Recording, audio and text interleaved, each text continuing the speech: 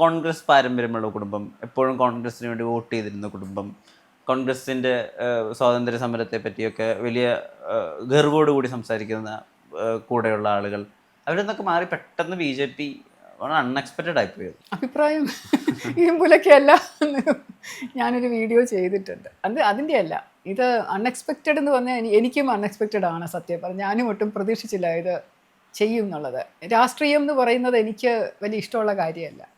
ഞാൻ അതിൽ നിന്ന് എപ്പോഴും മാറി നിൽക്കാൻ ശ്രമിച്ചിട്ടേ ഉള്ളൂ. സർവീസിൽ കയറുമ്പോൾ നമ്മൾ എടുക്കുന്ന പ്രതിജ്ഞ എന്ന് പറഞ്ഞാൽ അതിൽ മെയിൻറ്റെയിൻ പൊളിറ്റിക്കൽ ന്യൂട്രാലിറ്റി എന്ന് പറഞ്ഞൊരു പ്രതിജ്ഞ എടുക്കും. ആ പൊളിറ്റിക്കൽ ന്യൂട്രാലിറ്റി ഞാൻ ത്രൂ ഔട്ട് ദ സർവീസ് ഞാൻ കൊണ്ടുപോയിട്ടുണ്ടെന്നുള്ള അഭിമാനപൂർവ്വം ഞാൻ പറയുന്നുണ്ട്.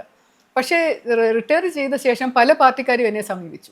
പല പാർട്ടിയിൽ നിന്നുള്ള ആൾക്കാർ വന്ന് എൻ്റെ അടുത്ത് പറഞ്ഞു, ചേർന്നൂടെ, ഇലക്ഷൻ നിന്നൂടെ, അത് ചെയ്തൂടെ, ഇതൂടെ. അപ്പോഴൊക്കെ ഞാൻ വേണ്ട എന്ന് പറഞ്ഞെങ്കിലും BJP-യിൽ നിന്ന് വന്ന് പറഞ്ഞപ്പോൾ അത് 1 അല്ല 2 അല്ല 3 പ്രാവശ്യം ആയപ്പോൾ ഞാൻ വേണ്ടാന്ന് പറഞ്ഞ് മാറി